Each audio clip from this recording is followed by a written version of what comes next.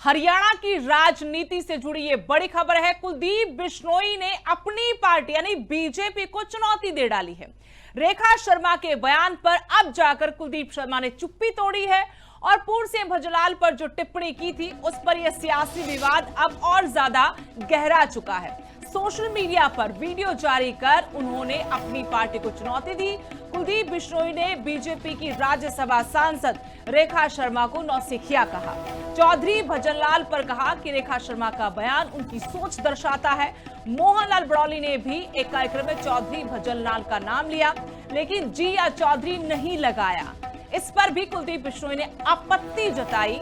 कुलदीप बिश्नोई ने पार्टी को चेतावनी दी, कहा अगर रेखा शर्मा ने माफी नहीं मांगी तो ये मामला यही नहीं रुकेगा। मेरी वजह से प्रदेश में 2 बार सरकार बनी है, ये बड़ा दावा कुलदीप बिश्नोई की तरफ से किया गया। मुझे मजबूर न किया जाए कि मैं किसी को अर्श से फर्श पर ले आऊं।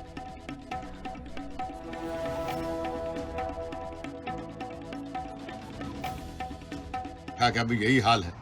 साइकिल चलाने की औकात नहीं थी, आपको हवाई जहाज पकड़ा दिया। कम से कम उस राज्यसभा के पद की गरिमा तो आप रख लेते कि आपको राज्यसभा में थोप दिया गया। यही ऐसी नौसिखिया बात आज प्रदेश के अध्यक्ष ने करी। बड़े खुले शब्द में मैं उसकी निंदा करता हूँ, विरोध करता हूँ इस बात का। एक ऐसा व्यक्ति, किसी खुद की चलो कोई औकात नहीं, लेकिन आप प्रदेश के अध्यक्ष के रूप में बैठे हो, इसलिए बीजेपी ने आपको चाहे थोपा या बनाया है। चौधरी भजनलाल जी सम्मानित व्यक्ति को के आगे जी या चौधरी लगाना उचित समझा नहीं आपने। कैथल में आप जाके बोलते हो कि ये उनके उस लुगाई का व्यक्तिगत बीजेपी का कोई लेना नहीं है, और यहाँ आप कहते हो कि भजनलाल जी के बारे में बोला ही नहीं, और कोई जी नहीं चौधरी नहीं। ये आपकी औकात है, ये आपकी हैसियत है, आपको भूलना नहीं चाहिए। आज आपकी सरकार पर बनी तो कुलदीप बिश्नोई की वजह सरकार सत्ता पर आप पहुंचे थे। 3 बार सरकार आपकी बनी, 3 में से 2 बार सरकार बनाने में कुलदीप बिश्नोई का योगदान है। बीजेपी को जानता कौन था पहले? आपको मैंने मेरे गठबंधन की वजह से, मेरी वजह से आपकी सरकार बनी। कम से कम उसका तो आप एहसान रख लेते हैं कि मुझे मजबूर मत करिए आप लोग कि मैं कोई ऐसा कदम उठाऊं कि आपको दोबारा अर्श से फर्श पर लेकर आ जाऊं। मैं भारतीय जनता पार्टी का एक अनुशासित सिपाही हूं, इसलिए आपको ये चुनौती दे रहा हूं, वरना कदम उठा चुका होता मैं। लेकिन आपको चुनौती दे रहा हूं और आपको अवगत करवा रहा हूं कि तुरंत प्रभाव से आप उस रेखा से माफ़ी मंगवाइए और मोहनलाल बड़ौली जी को बोलिए कि चौधरी भजनलाल जी का नाम सम्मान से ले, और जो सही है वो सही बात करे। तुरंत प्रभाव से या तो वो रेखा माफ़ी मांगे और या चौधरी भजनलाल या इसको आप नोटिस जारी करिए, वरना ये मामला यहाँ तक सीमित नहीं रहेगा। तो साफ साफ शब्दों में चेताया है अपनी सरकार को।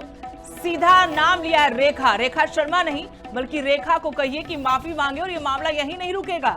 अगर माफी नहीं मांगी गई, नोटिस जारी कीजिए। मोहनलाल बड़ौली जो पार्टी प्रदेश अध्यक्ष हैं, उनको लेकर भी सख्त शब्दों में कहा कि उन्होंने कैथल में ये तक उचित नहीं समझा कि चौधरी भजनलाल का नाम लेते वक्त चौधरी या जी लगाया जाए, और आपको थोपा गया या बनाया गया, आपकी अपनी कोई औकात नहीं है। ऐसे शब्दों का इस्तेमाल कुलदीप बिश्नोई ने किया है। और एक विंडो में आपको टीवी स्क्रीन पर वो दिन दिखा रहे हैं, वो स्टेज दिखा रहे हैं जब बीजेपी की राज्यसभा सांसद रेखा शर्मा ने पंचकुला में इसी मंच से चौधरी भजनलाल को लेकर विवादित टिप्पणी की थी, जिसको लेकर बिश्नोई परिवार के साथ साथ बिश्नोई समाज में भी लगातार विरोध हो रहा है।